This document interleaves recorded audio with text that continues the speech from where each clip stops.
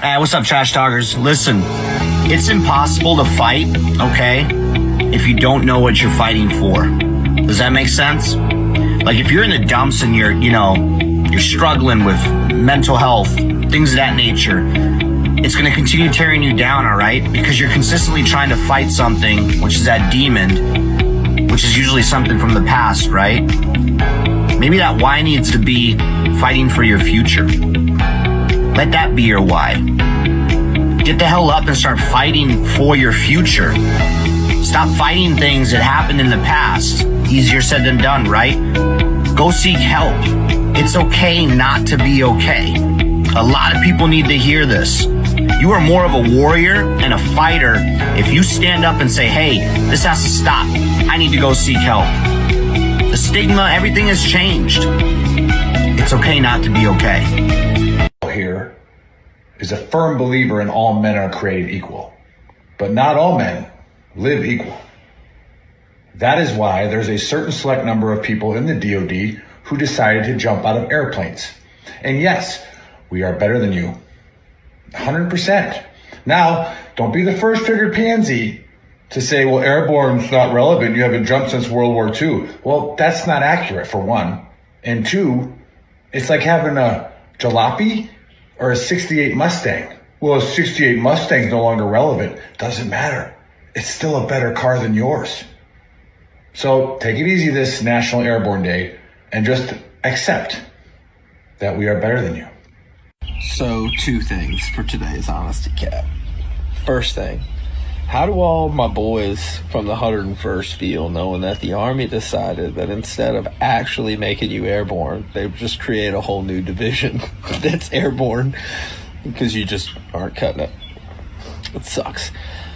Thing number two, for all the folks who were like, oh, airborne is irrelevant, doesn't even matter. They're making a whole new division of just airborne people because they're relevant.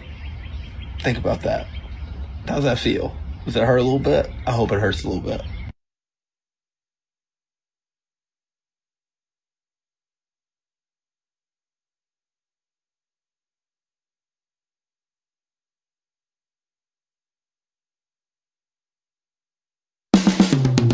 This is the Veteran Trash Talk Hour, hosted by Nick, Dave, and Buddy.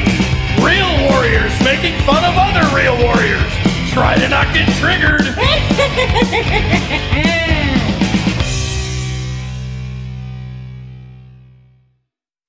What's going on, Gruntworks Nation? Happy Saturday, Trash Talkers. Welcome to episode 162 of the Trash Talk Hour. Special guest today is Mike, CEO of X-Ray Brand. And joining me today are the Big Uncle and the Baker. Happy Saturday. Cheers, y'all. Who let the baker out of his mom's basement? Nope. I know. Hey, where's Carrie at? Get Carrie on the line. Something's wrong. Nobody else will show up. What do you want? You killed Carrie. Yeah, speaking of that. The Baker is an extra for Buddy. Where's Buddy at, though? We got to talk about Buddy real quick, don't we? Yeah, we do a little bit. I mean, Buddy's been kind of, now that he's marrying royalty in France, right? And French. The big thing is French he's marrying. Yeah, he told me yesterday he's changing his nationality, right? Like he has no his paperwork already, right? Yeah, but I mean, you see a correlation there because he's sloppy. He put on a lot of weight after he retired. So now that he's marrying royalty, now he's trying to hustle in the gym to get rid of it. He's getting it going, and then you don't think that it would rub off that quickly, but he's like, let them eat cake, right? He is so pompous now that again, hey, I'm about to be rolling in the dough. You're going to see it on TikTok. All right. My 3M lawsuit money is coming in July. Right. So congratulations. And then what does Buddy say? He's like, oh, I wouldn't have never done that. Yeah. It was too good for it. Yeah. It was too good for it. Nothing against you, bro. Yeah. I remember that conversation. Yeah. Like what? It reminds me of those vets that are like, oh, I didn't do anything. I'm not going to the VA for disability. I'm too good for that. Yeah. Mm-hmm. Yeah, Buddy. Well, I'm going to take my money from 3M and I'm going to party with it. It's going to be a good time. Yeah. I never thought it actually worked. We were talking about it. I filled out the paperwork briefly, and then I was like, everybody's like, yeah, people are going to get like $10, $15. It's insane, dude. Like, I don't know if you can actively I don't know if you can actively there's a share with comma everybody involved. like, what you're actually making, but yeah, it's like, yeah. I'm not That a bit math came major. Oh yeah, big time. Oh yeah. No shit. Nick's getting Yeah. big time. So $6 billion divided by 280,000. All right, and then that's About 5 figures. That's goes. Then it breaks down by category. So if you have like VA tinnitus, like rated tinnitus, then you're like category 4 or 5. If you have hearing loss at a certain level, you're 5 of 5, and that's 6 figures. So that's all me, man. Literally, yeah. I hit every. But hey, like I said, like those those memes you see, like when I win the lottery, I won't tell anybody, but there'll be hits. Like you'll be. Now you're moving to California. Nick will still be drinking his Coors Light, but you'll see that pinky out. No, we'll have a Coors Banquet instead. Oh, exactly. Yeah. The banquet beer. The banquet beer. Nice. You snob. Oh shit! Well, who we got in the chat? Linda, thanks for tuning in. Linda. Oh, we got a new name for Linda. You need to be tuned in under your Trash Talk name, right? Yeah. What the hell? Yeah, VTT's Bang Bang. VTT's Bang Bang expert. I think what was that? 31 Bravo. Was that? Is that what it is? Weapon specialist. 31 Bravo. Yeah. I mean, 31 Bravo is MP. Yeah, military police. Nice. But we got Bobby Lee Jr. He ain't been on the show in a while. What's up? Coming in from South Carolina. So, all right. What up, Bobby? Nice. What up, Crystal? Never taught him how to use Crystal's things. On there from YouTube. Yeah. You ain't in charge, Chris. You're on the show today. Shut up. So, 55 Bravo. Excuse me. Oh. My apologies. All right. Well, yeah. Let's roll right into the tinfoil hat stuff, huh? Fuck it. Literally. Yeah. So, have you guys? And I sent Chris a video extremely early. I sent it on like Tuesday. So, round of applause. I bet it's gonna be all screwed up. I asked him to make a video like 4 days ago. So, have you guys heard of? Did you guys hear about that monolith that just like appeared in Utah like 2 years ago? And then they were like, "Oh, it was just it was a prank," but it was in the middle of nowhere, and then they just removed it, and you didn't hear anything else about it. So, one just appeared in Vegas out on a hiking trail as well, and then I started Googling it, and there's like these monoliths are appearing in like other countries as well, along with the United Kingdom and like all kinds of crazy shit. And I don't know. Like, I'm the UFO guy, alien guy, like tinfoil hat, crop circles. They used to say it was a joke, but now more people are like, well, these crop circles were probably like fucking the real deal. So, Chris, go ahead and play that video, and then we'll get everybody's take on it. Yeah, do your job. Jarhead.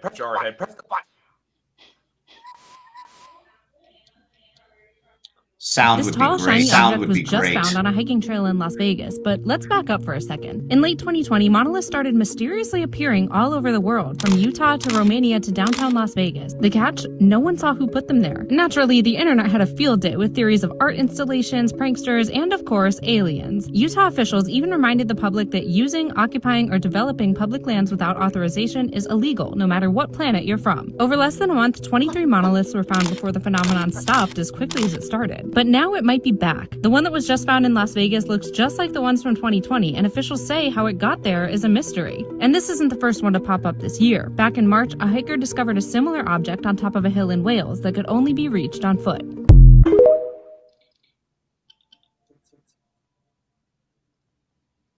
All right.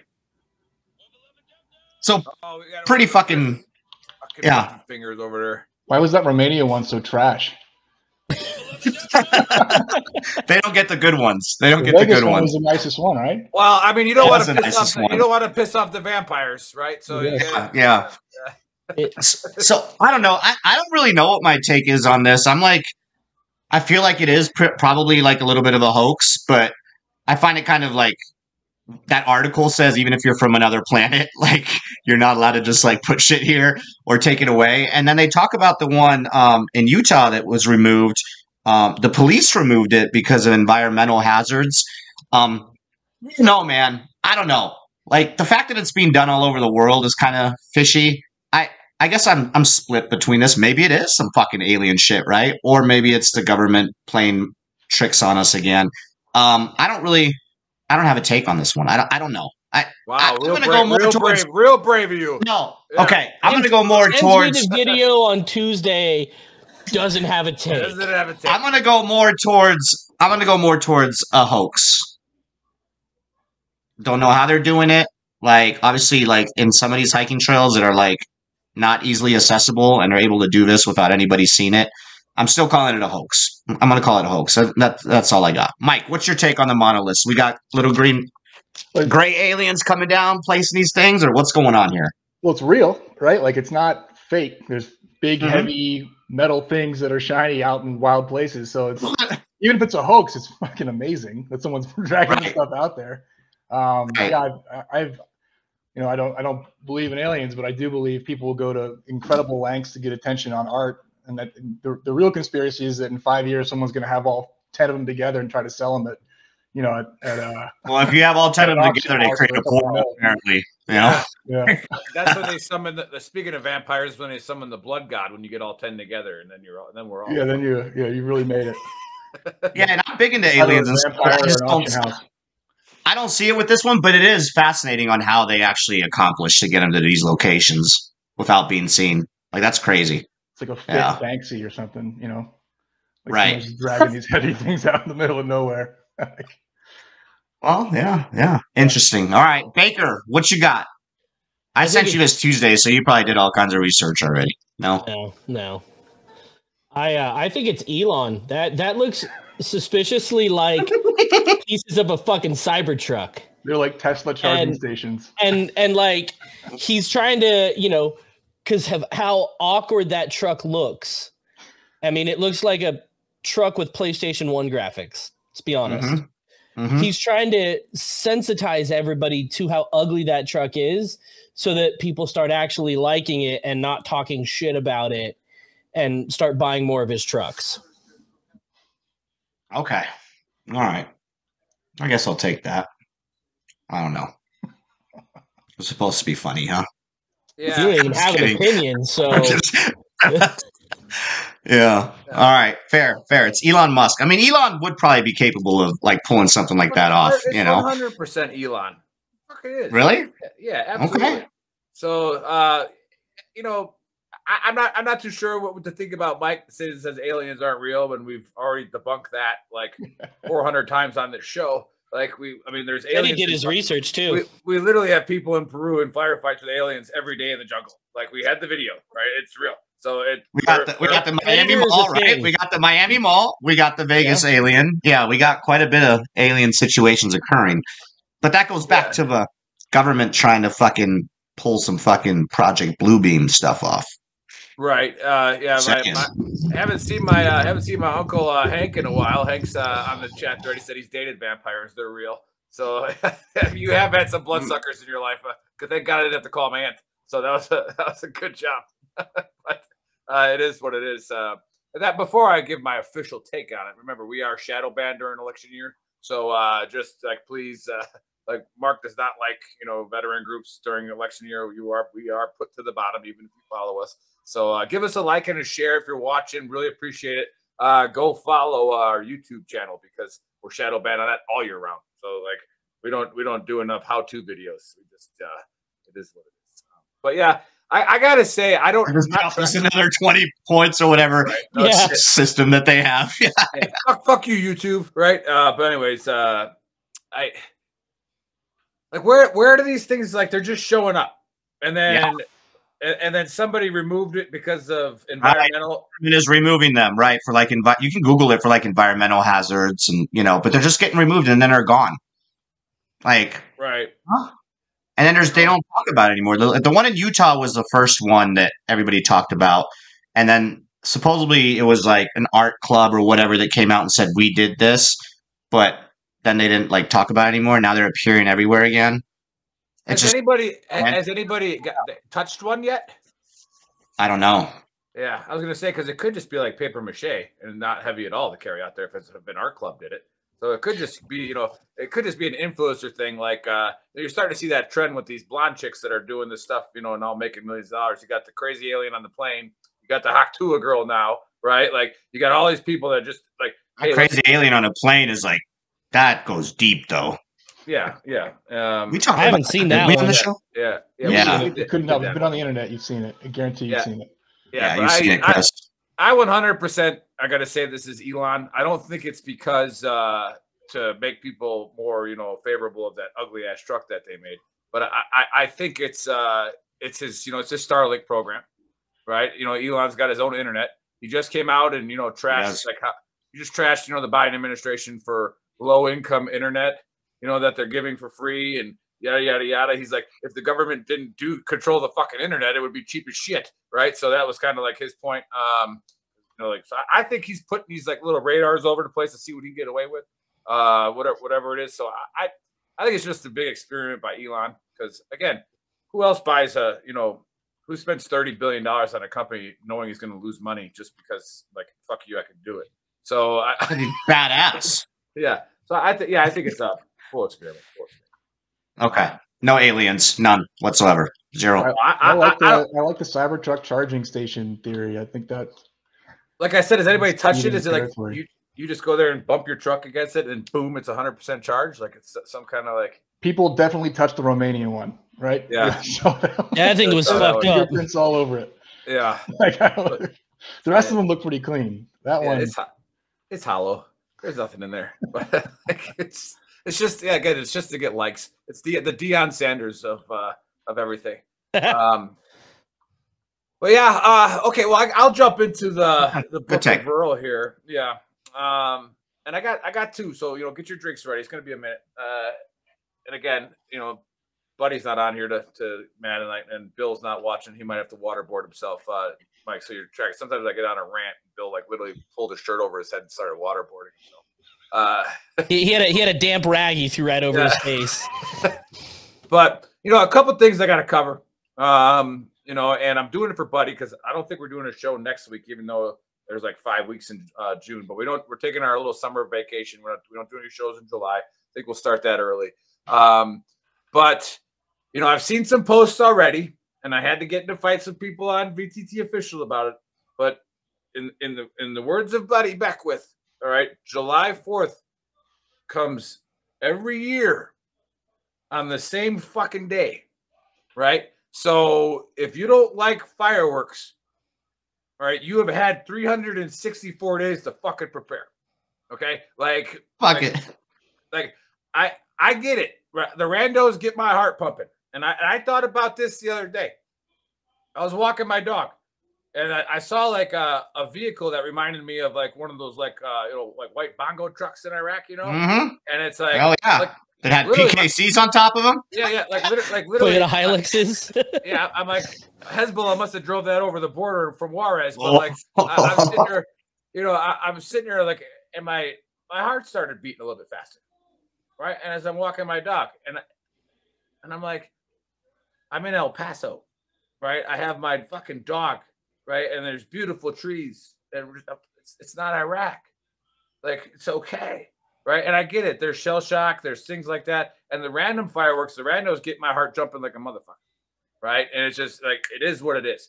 But for the love of God, stop dropping the V card like you speak for all of us. All right. And stop dropping the V card as in the veteran card. All right. That because, again, we are a minority. So once you say, well, as a veteran, right, like you ain't speaking for me, homie. Right. Like, so just, quit being a triggered pansy. Right there. All right. Do not be a trigger pansy on July 4th. All right. Do not ruin freedom and fun that everybody else has. All right. Because I have a freaking blast on July 4th. Okay. I think I did a video last year. I think we fired like 3 admin over it. But like I'm literally like running through the fireworks. Okay. Like it's not Iraq. It's not Afghanistan. You weren't in the Battle of the Bulge, in the Ardennes forest getting shelled for 60 straight days by 88s, right? Like no. Stop it. This isn't fucking D-Day, homie. Exactly. So again, I don't want to be too hard on you. So I get it. Let's just say you're one of those guys or girls that just can't do it. And what makes me sick is that picture of like not all veterans like fireworks. Not everybody's happy on the 4th of July. And it's got this person in the like signs for that shit, bro. People put signs in front of a veteran lives here. Like they got that person with a service dog and he's like bent down in his house on July 4th, but first of all, why is he in uniform? There's a shirt idea. A veteran lives here. Blow that shit up. And then, we have one. We're pro veterans fire. We already have that shirt. If you've ever paid attention to our catalog, Chris. But you do own the company. So I do just talk shit. but and again, and why does that person stay in my lane? Yeah, why does that person have a cover on inside? Okay, like what are they doing? You just tear that shit apart, yeah. Right, like no.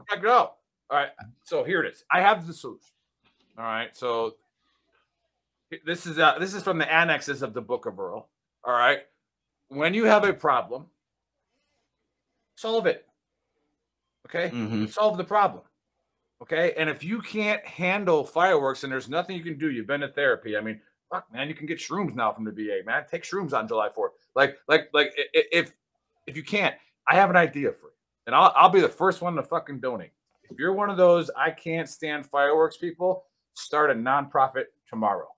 All right, start a nonprofit, and then on July 2nd, all right, you're gonna pick everybody up who can't stand fireworks, and you're gonna go to the most remote motherfucking place in America or another country, and you're going to come back. You're going to camp for 3 days. You're going to come back on July 5th. Okay. I'm telling you right now, I will be the first one to donate to that. Instead of bitching and ruin everybody else's fun, solve the problem. All right. Solve it. All right. So that's enough of that. I mean, I'm telling you right now, you get on VTT official, start bitching about fireworks, you're gone, son. Done. All right. It'll happen again. Yeah, it'll happen again. And we're not making fun of mental health here. Like, we're not.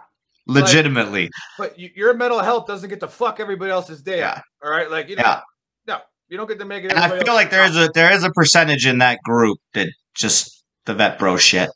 Yeah. They make it all about themselves. We talk about that all the time on the show, but there is a small percentage of that group that's like, no, I don't like fireworks. Like, respect me and what I've been through. Like, we've all been through some shit, homie. They'll brag about how many pills they're on, and it's like, not a good thing, dude. Like, Dr. Gadd, we had the guest on, wrote the book Wounding Warriors. Like he says, like, if you're not getting better, then you might want to go ask your doctor, why am I taking these pills? Right? If you're getting these pills over and over again, you're not getting better. But get the fuck off. Right? Spot on. And then the pills don't make it better anyway. I mean, that's a whole other discussion. They just mask your current issue and like help you somehow get through it for a little bit, but it doesn't fucking fix the problem. Go seek like professional symptoms. They don't go talk to somebody. Problems. Yeah, correct. And then the last part of the Book of Earl is in the wise words of Bill and Ted, right? Be excellent to each other, right? I was thinking about this the other day. I was mentoring a young soldier, and I was like, just be nice, right? And I'm a dick. Right, I'm a dick a lot of times. I don't have enough digits to count how many times I had to go back and apologize to somebody, right? To where it's like, man, I shouldn't have said that. But you have fun with it. Yeah, my bad. All right. However, just like I raised my children, I go, if you're nice, you will weed out the shitheads much easier, right? The shitheads won't get as deep into your circle if you're nice, right? So. And again, he doesn't mean to take shit from people, but it's like, just be nice to people. All right. And that was like, again, I'm not talking about the airlines again. I posted it on Facebook again today. Like, the downfall of society. Downfall of society. That was hilarious. Our airlines, right? Like, you want to see how fucking miserable people are, just go on a flight, right? And just like, that guy's getting an award if you go on Big Earl. It's like, I didn't stand up when the plane stopped today, right? Like, stand right up. And then Megan shared that video, that comic. That was great. So it's and it's funny though because I do that. Yeah, like that's because you're from Europe. Yeah, counting. Yeah, but it's you're counting the rows. Like 1, 2, 3. Okay, we gotta get ready, babe. Get ready. Okay, we'll go. Like so like but yeah, just be nice to people, right? Yeah. And just do it. Be nice, and then things should work out for you. Okay, but and again, don't be like Buddy. Don't get all Frenchy and fucking better than people, right? So not even show up on your shows anymore, right? I don't know what that shit's all about. But okay, I get the distinct pleasure of introducing our guest. And our guest was a referral, all right, from old JC Glick, right? The big soft teddy bear himself. Now, I'm a little upset at JC because he just started his PhD at Columbia, right? He doesn't seem like a Columbia guy to me. And I don't like, does it even count if you get your PhD from Columbia? It's like maybe Yale or Harvard. I mean, you mentioned Dartmouth, right, before. Go there. Like, Columbia? Like, I'm pretty sure you need like a 2.3 GPA to get in that college. So I'm not quite sure what he's doing there. Maybe Mike can let us know a little intervention. But he did give us Mike. And Mike is the Marine, all right, who avoided active duty like the plague. All right, I'm sure he'll talk about it. But he started an X-Ray brand, and he's going to tell us all about it. So, Mike, welcome to the Dumpster Fire. We love having you here. Tell us a little bit about your service and what you got going on. Thanks for having me. I don't think we're done talking about the monoliths yet, but we can dive into me if you want. We can relate it to it. Yeah, I'm sure we'll get to the career part of it at some point here on the show, I'm sure. But JC introduced me to you guys because we're in a very similar industry, and you know, I'm going through the process of being a small veteran business owner, and it's just been amazing to get the support of lots of people like yourselves, even if that support comes with a little bit of mocking here and there, which I'm sure it will. We haven't even been started. Oh yeah, that's the brotherhood love, man. That's the brotherhood love. Yeah, moving up, man. No, but yeah, I started a business in November of this year. I've been working for other people in small businesses for years, and great experience to do that. And was on the grind for a long time because I'm a college dropout, and so I didn't have a piece of paper getting me in the door anywhere. And so I've been given lots of opportunities by the people that work for them and seen how they do it. And it just came time in my life to take the reins and do something on my own. And I saw a gap in our industry. There's plenty of, you guys know it, man. Veterans start t-shirt companies, coffee companies, and more. Now you got whiskey companies. Absolutely. Amazing. Yep. Yeah, you got to grow a beard and start selling t-shirts. That's it, man. And and so I wanted to have a different angle to it, and I've been in the custom apparel industry for a long time. I've started off at BDS Tactical, which is a marine-owned, tactical nylon company. We're making everything in Oceanside, California, and just learned how to do production on demand in America. And we were making rifle slings and pouches before, and then I went to a sports apparel company that was doing the same. On demand, making things here, or at least close by. And so when it came time to do my own thing, we wanted to, bear down on a couple key pieces that we thought would make it stand out. And that's, stitch, needle, thread, manufacturing here in the US for every piece that we put our brand name on. And it's basically only customization. You actually can't buy a t-shirt from us if you're not in a military unit, law enforcement department, fire company, or a veteran-owned business. You can't go to our website. Like show their ID card or something. We haven't turned on the GovX or the ID certification, but we will in order to request a store to be built for you soon. We don't have too many people. We're just not that well known yet, so we don't have people streaming in and asking for BS yet. It'll come. But we've so far since February, when we really opened up to the public, we've worked with about 105 units. To launch custom stores, and we'll work with down to a fire team level. We'll build a unique e-com store for 3 guys. If they have a cool logo they want to make, or if they want us to make one for them, we'll do it. We put that custom product on a unique private web store that we share with nobody but the unit leader who requested it. They get to share it however they want. It's their site to market. We don't put it out publicly. And members of that unit come, get their custom orders made, and we manufacture individually when they order. So there's no, you don't have to order a bunch up front. You don't have to pay us anything until you actually place an order for a piece of apparel. We'll make one shirt at a time, literally stitched by hand in the U.S. and shipped to their house. So it's a different way to purchase. It's a really unique way to produce, and we have some amazing, one amazing factory partner, and then we partnered up with a company called Mission Essential Gear for the cotton stuff. That guys, for the junior enlisted that want to spend less than $30 on a t-shirt, that's not our brand's thing. If we're going to make a really nice Fiore quality shirt or a Lululemon quality shirt in the US, it's more than $30. But guys still need to be able to buy the custom shirts. We wanted to have cotton. We just can't put our name on it because it's not made here. But it is decorated at a veteran-owned facility in North Carolina, and that was important to us to keep it kind of in the family in that way. So I've been able, just by owning it and being able to make the decisions on our own, we've been able to stay true to what we want to do, and we're going to hold those core values as we build this thing out. But man, it's a scary process. You guys have started a podcast in your own businesses as well, and just getting out on your own and having a California mortgage and 2 kids and the whole thing, man. I think people we didn't know we had a podcast to like episode 100. Yeah, we talk to each other. Yeah. Well, someone's been recording the whole time. Shit. Yeah. Well, we had a real Asian that was doing a lot better work than our fake Asian now. Yeah, okay. So like, no. Did you Well, quantitate hey, it? shout out to Sukratak. All right, Fuadal Sukratak from Thailand. Girl Suds. Yeah, Ranger buddy named, we call him Suds because he couldn't say his name. But it is what it is. Yeah, he was like, "How come you guys don't promote the podcast?" I'm like, "What podcast?" He's like, I upload all your audio on all of it. And I'm like, "Oh shit, I didn't know that." But you brought up a good point that I hope that the people that yell at us about our stuff don't even know that we have a show. Like they're on VTT official and like they'll get mad at me for tagging everybody. And like, well, somebody, what is it? That one person's like, "How come it's $2 extra for a triple XL?" Yeah, right. Because we use more material, fat ass, right? like you know, and then they tried to play the V card, right? They're like, well, you know, we're disabled veterans, we can't get into shape. That is 100% false. All right, so you don't get to drop that V card and use that. But yeah, if you want things made in America, like it's expensive. It's a different price. It is crazy. Very different price. And We'll get this. yeah.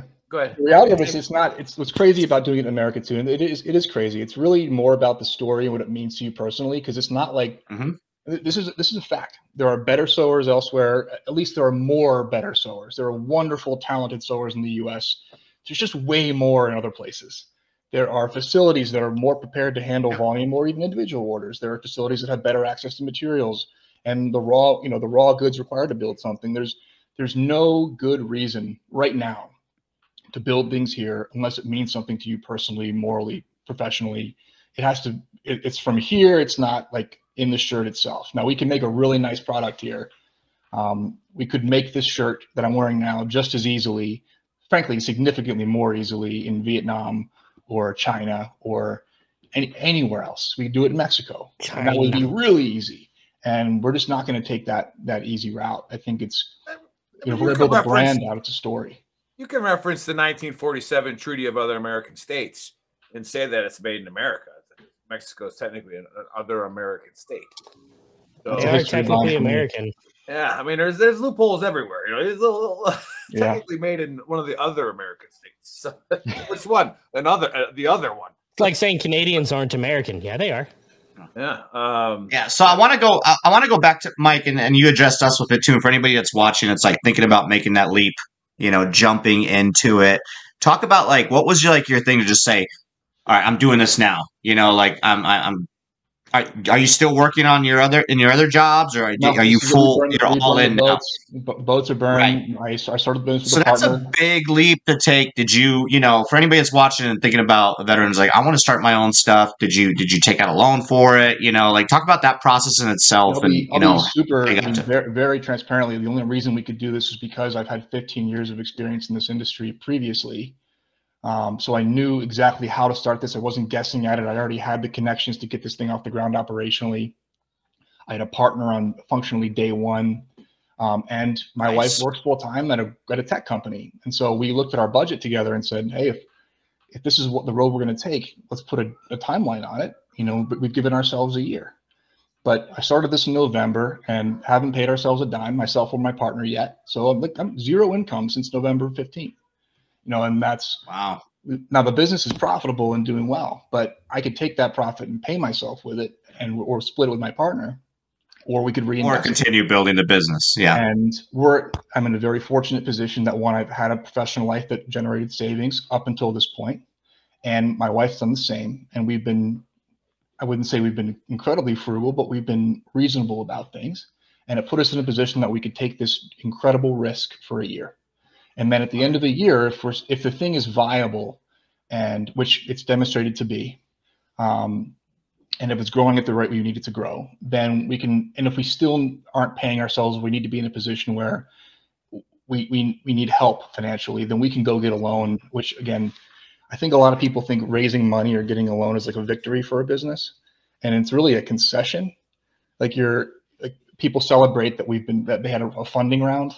Or that they got a VC to come in and invest. And that's, first of all, it's not going to happen for our t-shirt business. I'm we're more than a t-shirt business, but we're not going to come get some white knight VC and it's going to drop $1 billion on us. It's just not what this industry is. And then, Right.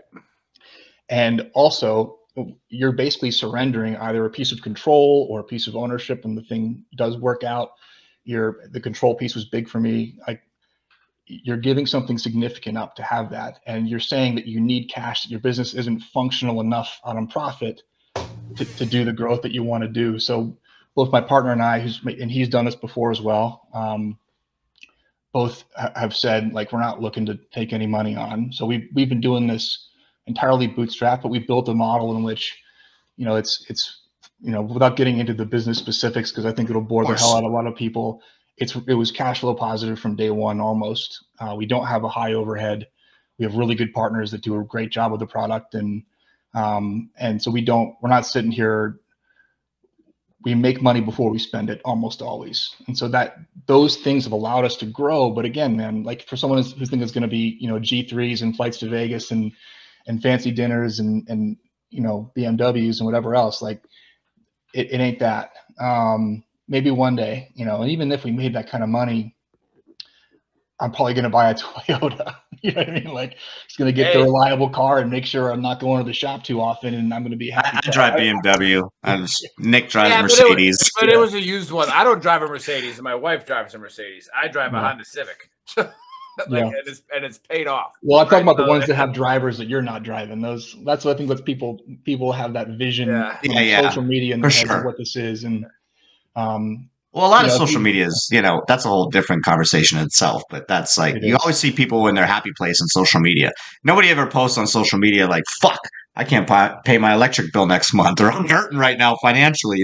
It's always like nice trips, lavish trips, happy family, happy life. No, you don't know what's going on behind the scenes. But so Dave had a good question there, and then Mike, I want to go a little bit off your answer and that question again for our audience, and people will watch it after the live and listen to it, especially after their shadow ban and the video pops up on their feed like 6 months from now. Pretty much. Yeah. A lot of people listen on Spotify. They drive to work on Monday mornings and listen to this. Yeah. So those of you listening and thinking about jumping into the entrepreneur world, we've said this 100 times on the show, where you got to take calculated risk, right? But that doesn't mean you don't take risks. I can't stand that. Like, it's calculated risk. No, what you're doing is not risking anything. You calculated and are doing that because you're not risking anything, right? Like, there are things where, hey, we might take a wash on this, right? We might, and again, that scares the ever-living shit out of people, and it should, right? Yeah. However, go back to the, start your own nonprofit for July 4th, right? Go out and do something. Yeah. Right? And then this story reminds me, like what you started, kind of like we have a silent investor in VTT. He thinks he's a silent investor, but it's an LLC, so it's impossible. He's actually just a partner, and supposed to do work. But he has done very well for himself, and his story is kind of similar, where it's like he was doing the job. And he's like, you know what? I can do this job. Like, I can do this job better than they do that job. Why am I giving all my time and effort for someone else's outcome when I could just do this? Yeah, right. We got to hit that point. Yeah. And I got to be an expert in an industry and said, I can sell my expertise to people, or I can go build something that's mine. Right. That's freaking awesome. What were some of the troubles and trials you had, or was it pretty streamlined? How much research did you have to do in actually getting it started? Like, and like how many all the troubles and trials came from, all my troubles and trials came from my career leading up to this point. So, taking my first job with my porn friend and BDS Tactical. I mean, he hired me on the spot just because I was in the Marine Corps for no other reason. I was not qualified to go work for him. I had just dropped out of college and moved my ass to California chasing active duty orders that fell through. I got stuck in. We'll get to this reserve duty stuff in a minute, I'm sure. But we can warrior. And I came to California and I thought I was going to go active duty, and it didn't happen. And so I'm sitting around going, what the fuck am I going to do? I drove out of here in my truck with everything I owned. I paid my first month's rent, and I have nothing left. And I looked for a job on Craigslist, and I found BDS Tactical, and I had already sold my car to go just to afford the next month's rent. So I borrowed my friend's car to drive to the interview at BDS Tactical in Oceanside, which is 50 miles from where I was living. And Mike hired me for no other reason than I was a Marine, and I was making $11 an hour. And so I would choose, to get gas in the car that I zero down finance. That's where I got the job, little Ford Ranger, to get up there. Oh, yeah. And I got to work every day, and it was like, maybe I'll eat ramen for lunch, or maybe I won't eat, but I'll get gas in the car to get to work for Mike and watch this guy run this business. And thinking that I knew every time I worked for a place and left, you had that thought in your head, like, this place can't survive if I go, right? And I'm holding this thing together, and then you leave and everyone's fucking fine. Yeah, your picture's coming off that wall as a leader. Like I always said to people in the Army, like, do everything you can for your soldiers, but that picture's coming off the wall. Coming off, and then the organization will march on, dude. And so I got to have lots of humbling experiences like that at small businesses, and continue to learn more that, like, a well-led organization, a well-built organization can survive just about anybody rolling out, other than the capital, right? And right, yeah. And then it was the hard part was being in the military at the same time I was working for small businesses. So I had enlisted in the reserve in college, thinking I'll commission and I'll go be Tom Cruise and Top Gun, and then I failed out because I'm an idiot and didn't show up to class. And I tried that approach too. Yeah, it works great. It works fast. It ended up in the Army. Yeah. And so so I was in the reserve and trying to work for small businesses. Now, reserve service works great for guys that are cops or firefighters or students who are temporarily students before they become cops and firefighters. It's a lot harder when you're working for a business that, has 6 employees. And even the protections they have in place for people that would deploy or go on orders don't cover businesses of that size, and nor should they, I don't think. And so it was just a challenging environment to try to stop being broke and come up in a place where, you're working really hard for a small entity and then leaving and then coming back and forth so often.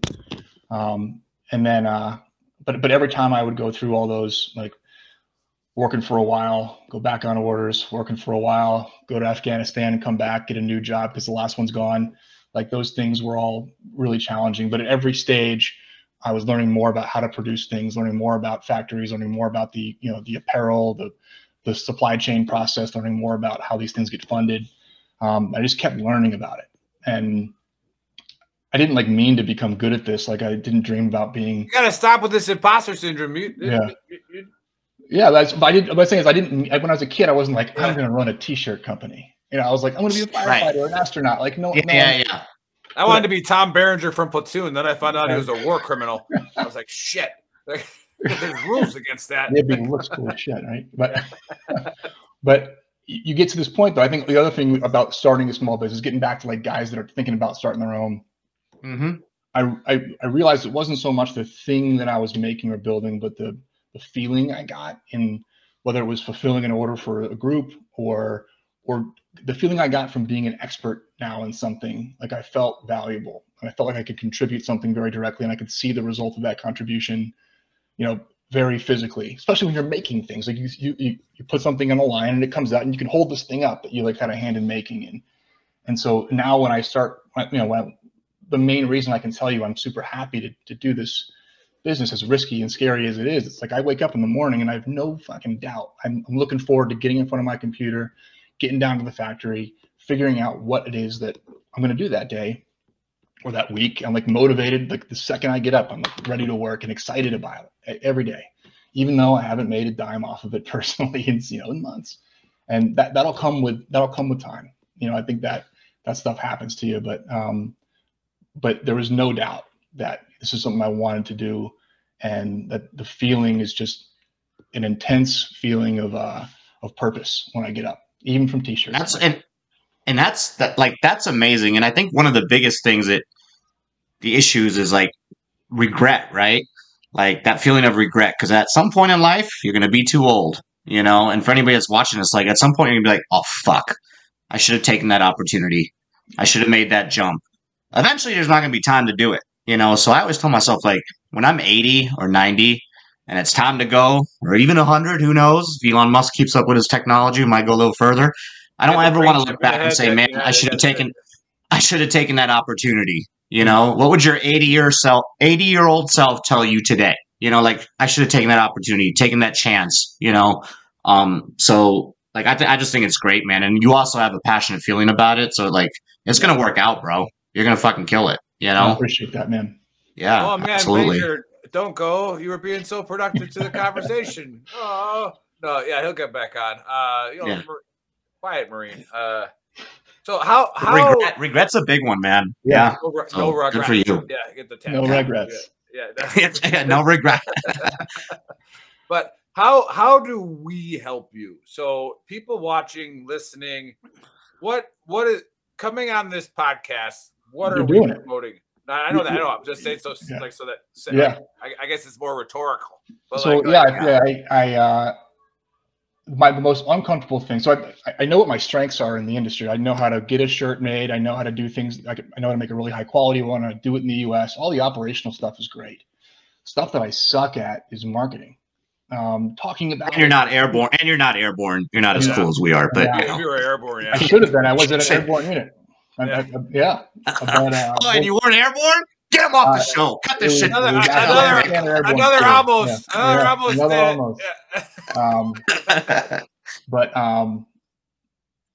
think so. I am learning now and getting out of my comfort zone. I don't like talking about myself a ton. I don't like putting my face behind something and saying this is like, that's an uncomfortable action to start associating your personal self with this thing that becomes public. I've never been good at social media. Our social media account has 102 followers. You know, we were open for 8 months. I invested very little time and effort into that. And I think this is a step towards figuring out how to just get the word out about a thing that I care a lot about. And so I want people to check it out. I think, you know, if people are out there that have, if they're part of an active duty or reserve or National Guard unit or a National Guard too. You guys help them out too? Oh, we are a partner with the National Guard, brother. We are. I love our guard guys. I love our guard guys. But you know, just if you're part of an organization like that and we have an opportunity to work with you, we'd love that opportunity and come check us out. Now, are you on SAM.gov? I did go get a cage code. I think just because. I have one too. I just don't know how to use it. We have one too. We just haven't. Yeah, we have no fucking clue anymore. We've had one for 8 months now, Nick. Yeah, 3-week process of figuring out how to apply for that thing, and now I'm like, I don't know if I'll ever need this cage code that I got. I get emails, but I don't know if they're real or not. I'm like, is this somebody trying to jack me off your hawk tool of me, or what's going on here? That is a legit though for anybody that's watching. Like, if you got a veteran-owned company, that's something to look into, especially if you're distribution. You know, just get it done. Yep. It's free to do it. It's a pain in the ass. Correct. I'm just saying, I'm 100% disabled and have a Purple Heart. If you make me a partner, that puts you at the top of the SAM.gov. That's right. I'm just saying. So, like, JC's kicking the door down too. Everyone's ready. No, JC's out. Yeah, like tell him he's fired. Yeah, he's just an advisor. It's okay. Yeah. He is.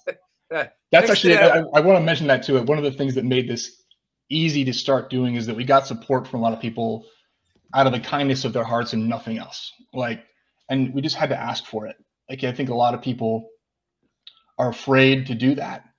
And it just took me, again, I've never been in the same room physically as JC, but when I asked him to come on board as an advisory member, as we were getting this thing launched, he said yes in a heartbeat. And he's taken, an hour out of his, his day, at first once a week and then every other week to give us pointers, to be supportive. Well, that explains why we never see him. He's got a sugar mama. He's doing dishes right now. Yeah. He ain't doing shit. So yeah. And we had another guy, George Briones, who's who was over at Salt Fleet for years and then now has GB3 Athletics and just got signed on as a director of education at Deep End Fitness. I met George at a veteran writers retreat with Dead Reckoning Collective, and in the fall of last year, recently, and he's been a huge advocate and not only to give us good pointers in the product, but also to beat the shit out of me at DBC Fitness, once or twice a week and get me whipped up back into shape. And so we've had people that have been really helpful, very supportive. And those guys right now get nothing back for that other than just, I don't know what they get out of it. And that's been amazing to get that kind of support. And then getting introduced to guys like you who have somebody on their podcast who's, not going to bring a lot of fucking listeners in themselves. We do that. Yeah. You guys are already on that. That's our job. But we sell shirts too, right? Yeah, that's the big thing. Like, that is a big thing that Nick just said. We sell shirts too. Like the veteran community is cutthroat too. The veteran community is cutthroat. I think Chris was going to hit on that, but we are not like that. Like if you sell. Yeah, go ahead, Chris. We'll let you. I know you're going out. No, Chris, shut up. So, Monica with the thumbs up, right? Monica, use your VTT page. All right, get your sick ass back in there and log in as VTT Zoe 254 cable. All right, you've been served. Okay, Chris, go ahead. Chris, go ahead, brother. We've had people come up to us before and say, "Hey, we're a veteran business. We'll promote you, but you're going to pay us this." And I think Nick was the one that said, he's like, "We do that for free." We've had many of other competitors, if you will, on our show. There was the one guy that did that really funny stuff. That was his niche. Chummy Vet Apparel? Yeah, Chummy Vet Apparel. Shit's hilarious. And we'll post it on our pages too. We blast it out there to everybody on our, hey, we sell these shirts pages, It's all we about work for booze. We don't even get money. Like, they get free whiskey. We're not cash flow a rising tide lifts all boats, man. I think if there's a lot of people that are out there understanding that there's quality companies that are out there working, if you can, first of all, what's great about this is really not competitive because we're trying to be Viore and doing active wear. Long term, I'd love to sell a black shirt and not have to do all the decoration on it. But we'll get there one day. But it is if guys can just get together, I'll share factories, I'll share printing locations, whatever it can be to be successful. It's not a zero-sum game. Guys can order more than one T-shirt in a year. It's not. You're not I'm only going to buy one this year, man. I got to pick which company it's going to be. It's not. We wear other people's apparel all the time too. All the time. Yeah, we do. It's just having that win-win mentality. Yeah. Instead of you're gonna win if you have that win-win mentality. If you want everybody else around you to win, except for Grunt Style, they can go fuck themselves. And Nine Lines. 9 Lines. Well, okay. 9 Lines okay. 9 Lines good. They got rid of that person that murdered that other person there. Oh, they did. Okay, good. Yeah. So they're good with that. And then all the shit my drill sergeant used to say. If I ever see you guys in public, I am coming at you with a right hook and I will go to jail. Right? How do you steal from us? They took our design, our Get the Demons Out shirt. Yeah. And these guys are a lot bigger player than we are, right? Yeah. So it's dude, we promote people for free, and you're stealing our shit. You could have came on the show. We would try to sell as many all the shit my drill sergeant shirts for you. You're gonna take our design and what? And so they blocked me. I don't get to talk to them anymore. But if they would have hit us up and just been hey, we're gonna change the design up a little bit, can we fucking use it? I don't care. None of us care about that. Just give us a tag. Hey, got some of our brothers at Veteran Trash Talk. Boom.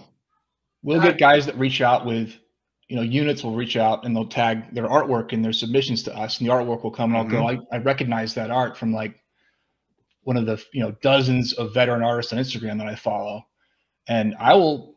I'll DM that artist and go, do they have your permission? Is this all right? We're always going to check that. And it's crazy when people, so to think that a company would do that it's pretty wild, man. They're probably, it's pretty challenging in the apparel and when the biggest example was, I think, when Ukraine kicked off, all of that veteran apparel units were making shirts and they all looked very similar. I'm not saying we were the first. We were 100%. I'm saying we were bombs were dropping. 3 hours later, let's make some money. No, I'm just kidding. But 3 hours later, we had a shirt out, But then they were everywhere. So, yeah, it's just. We found it. All right. But yeah, we just want everybody to win, man. We just promote everybody. We want everybody to be successful and succeed, and I think that is possible. But nobody else is going to help us. Might as well help ourselves. Shit going on. What's that, Chris? All I'm saying, we don't want Chris talk. All I'm saying is the top of the veteran shirt business should not be a grunt style. Non-veteran owned industry. Non-veteran owned. They voted their veteran out. If anything, they're anti-veteran. Exactly. But they do a lot. They donate a lot of money. But again, they do donate a lot of money. You can't buy your way into heaven. We would do the same thing. We would do the same thing though to get our taxes written off, right? So it's like, you're doing all this great shit, but you're actually just writing off your taxes. So are you really doing that great shit? Like, that's a whole other discussion. Taxes pay for the VA. So thanks a lot. Yeah. Fuck you, grunt style. Hey, somebody scanned the That's QR good. code. That's good. Holy shit. Yeah. So what's the next step? Like, just continue expanding? Yeah, I think we haven't spent any money on marketing yet. And so that changes. Everything's been word of mouth or my own relationships from, I did my Afghanistan deployment in 13, 14, and we had our little 10-year reunion, in Big Bear this year. And from that group, when they heard that I was launching a company, and they're all still in the mix. Like, we have Bakersfield SWAT, we have guys that are still active duty, that are at schools or at different units now. One guy was the, Sergeant Major for 4th Recon or 3rd Force, but they started asking for stores and supporting the business by just being there. And then that spread through word of mouth. We partnered up with ME Gear, and they didn't want to handle all the custom art the guys are asking for. So our growth has been almost entirely from just word of mouth and relationships. And so now it's time to open up the purse strings a little bit and start spending money on email campaigns. That's growth, though, right there. It's happening, man. We've been doing. That's the best growth, because it says something about your product, right? You're not even putting money into marketing, anything like that. It's just getting pushed out word of mouth because you guys are doing what you need to do, And I mean, you're setting the bar high, and it's a good reputation there, man. We've been at 80% month over month from the jump. Wow. And even with that, it's like, 80% from $0 to fucking $5. That's when you go from 0, you can get good growth numbers if you count by percentages. Right. Right. But, 900,000% increase this year. That's it, man. From November, we're up like $1 trillion. Amazing. Yeah. But now we'll start getting more professional, getting the word out. We've hired a marketing contractor. It's it's a woman that I've worked with before who's just outstanding at her job. And how often do you guys get hit up by digital growth specialists? Oh, I get that all the time. Yeah. All day, every day. And just watch out. Like, there's a lot of hackers in there too, man. Oh yeah. Well, when we first started this, and we had our page and so many followers, like, this is Facebook, we're going to shut down your page. And I'm like, we get that more than anything. Do we need to hit this guy up? No, they want our login information. Like, no, what? Yeah, it's going to be constant, man. And it's going to just continue. How many times, I lost out on money, for the company for sponsors, because you get so much spam that you're just deleting them. And then, I remember I decided to reply to that Evergreen Media. Because it looked more professional, right? I just replied to it, and all of a sudden, pow, we got 4 patrons are our sponsor for 6 months. Yeah. And it's like thankfully I didn't delete it, because I saw, hey, we want to be on your show, we want to sponsor you, oh, okay, $17,000 a post. Yeah, is that what you're going to give us? Yeah, no. So, but yeah, talk about the marine life for a little bit. Yeah, so man. what was that all about? We got some really awesome crayon shirts. Yeah, go check out. I'm on a diet. VeteranTrashTalk.com. Yeah. They're really nice, man. You shouldn't eat shirts. Yeah. You wear those. You don't eat them. Oh, well, that's disappointing. I've tried. It didn't work out well. You could make an edible shirt. We'll talk about that sourcing stuff later. We've got something to do after the show. Yeah. Yeah. Go ahead. Military-wise, I saw Top Gun. VTT after hours. I thought I was going to be Tom Cruise. That was the plan. Ended up not doing that. I did Air Force ROTC for a year of college before I, unceremoniously failed out. I got bored and walked into the Marine Corps recruiter's office and said, "What's the soonest I could leave and do this?" He's like, "I can get you out of here next week," basically. And that was it. I left school about 3 weeks before finals, didn't take them, and went to boot camp on a split option contract, which was for me a dumb contract to have signed. I think a lot of guys did really well with it, and then they went to school, and then they commissioned at the end and became officers, which was the plan. I just blew it along the way, and I got stuck in the reserve. And the closest reserve unit to where I'd signed up was Bulk Fuel Company B, 60SB. So I was a bulk fueler in the reserve for 4 years, where you literally I don't know what we did every month. Well, you only did it on the weekends. Even then, once a month. Even on that weekend, it's not like they gave us any fuel. Actually, we weren't pumping fuel for anybody. We weren't even doing that. So I couldn't even tell you. You were just sitting by a big bomb. That was it. Yeah, just hanging out. Yeah. A good I was reserve weekend warrior line as well. On the highway to Wilmington is where I was sitting. But I didn't want that, and I went to go look for active orders in a lat move, and was told it could happen out in California. And so I picked up my bags and moved to California with no job and no prospects. And the orders that I submitted for did not come through. And no orders, and that's it, man. And so I was a bulk fueler again at a wing unit in the reserve, also not pumping gas for anybody.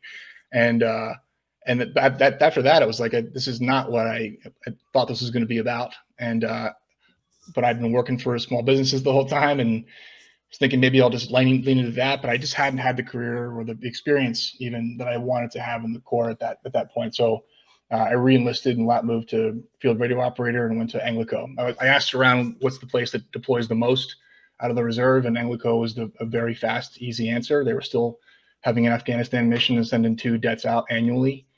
So it was, if you wanted to deploy and go to Afghanistan or Iraq, you went to Anglico. And so third was kind of taking. How come you didn't go there? I got shafted and stuck at Quantico. Chris was making fucking food, man. Yeah, they have food everywhere. He wasn't a baker in the Marines. Chris was a cook in the Marine Corps. No, it wasn't. Pretty much. Yeah, he cooked cables. Yeah. Yeah. There you go. Camo guy. So. Yeah. But that move worked out. Like they sent me to field radio operators course. They sent me to join fires observer school, and then I got put on a team that went to Afghanistan within a year and a half of being there. So it really much was the place that did what they said. And for a reserve unit, this operational tempo was super high. Like I was out of the country a third of the year, whether we were going to Afghanistan or England or Thailand or wherever. We were on the move a lot. So what's the final like test for your fire observer? Do you like, yep, that's a fire over there? That's it. No, you got it. Fire observer. It's a 3-week course, and you're just learning close air support in a virtual that kind of fire. Probably taught by the Army, right? Like all the courses are, right? Yeah. This one actually was a Marine mobile team. Wow. But they were based out of Fort Sill. So yeah, Fort Sill. Oh, the Garrison Sergeant. Where's Bill? Yeah. Where's Bill at? Our fight show host. Yeah. Beautiful Oklahoma. Yeah. But so that was what I wanted to do, and we had a great wild mission there. We're on the Georgian liaison team, so we're there for that rotation of a poor little country trying so hard to get into NATO, but still hasn't done it and probably won't. And they try again. Putin's going to go right in there and lose 100 tanks doing it, but he's going to go right in there and make sure it don't happen. They're in a tough spot, those guys. But I wasn't. Half of the team spent 6 months leading up to that deployment in Georgia training the Georgians, and then when we did our field exercise, getting ready for the deployment with the whole unit together, the whole team, they weren't going to ship all these Georgians to 29 Palms. So we had it done at Hohenfels in Bavaria. So we got ready for, Helmand province in the Bavarian forest, for 4 months. It was great training. Yeah. I mean, truly great. One of my favorite places on the planet, and stories I can't tell even on here from Hohenfels, but Yeah, that was happens at Hohenfeld stays at Hohenfeld. Hey, Hohenfelds. To include the hose. Yeah, that was a good redeployment. And then we had a busy time and got a lot of work in over there, and came back and then my first kid was on the way. Did a few more years of trying to be at a VP level at a small business, and then leaving to go to England for 3 weeks with the Marine Corps and coming back and going to a different school or whatever. So it was a tough time. And it got to a point where do I continue with this, or do I focus on, do I try to be a professional reservist, which there are some guys that can pull it off, or do I lean into this small business world that I'm starting to really appreciate? And it was a hard choice, but you quit. You quit. Yeah. Oh yeah. Big quitter. I leaned into small business, man. Yeah. That's awesome, man. Good stuff. All the time. Yeah. So I was the opposite when I was in the reserves for about 6 months of my career. When I failed out of college, I was like, hey, then I didn't fail out of college. I went and played baseball, came back, and I was like, hey, I want the job with the least amount of responsibility that doesn't deploy. I just want to finish my degree. So they made me a train driver. It was legit. As far as I'm tracking, there's no trains in Iraq. So not that we're driving. Yeah, we're good. That's not, then, I was about 6 months. Then I went to go be airborne, all that good stuff.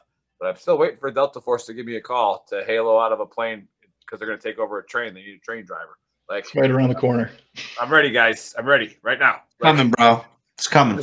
The train only goes forward and backwards. It's not hard. Yeah. Pretty simple. No, that's really cool. And again, I think people listening, and I hope they get the same takeaway that I am from this is, as we're helping veterans and we're helping, people that are just listening is, embrace the ambiguity of the journey, right? You're going to keep going different directions. You keep the same end state. Right. And, but try to take a right over there. Try to take a left over there. See what happens. See where it takes you. So I really appreciate you sharing your story. And I know unless you guys have more questions for you, we can keep the show going if we'd like to.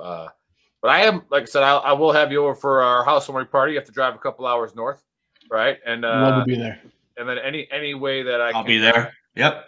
Any way that we can help you, whether it's whatever your marketing is, all right, connect them with us. And then if there's a flyer or something, all right, we can put it out there and hey, if you're a unit, you don't want to buy from us, then buy from this guy.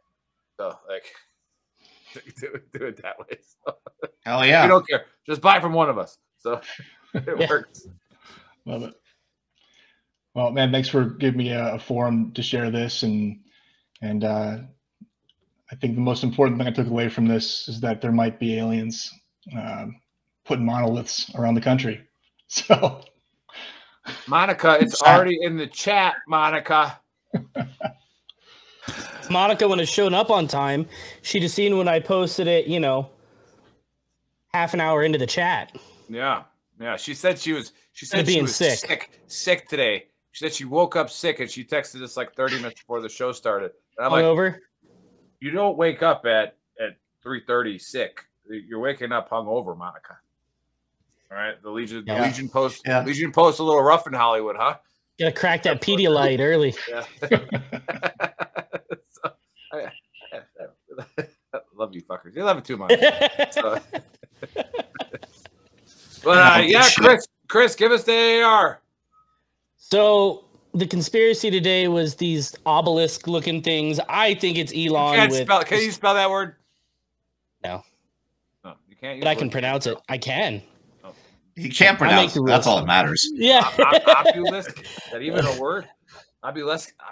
Obelisk? Yeah. They're Tesla truck charging stations. It's confirmed. It's confirmed. Okay. Mike has an awesome business he's growing and doing the custom route. He's bougie.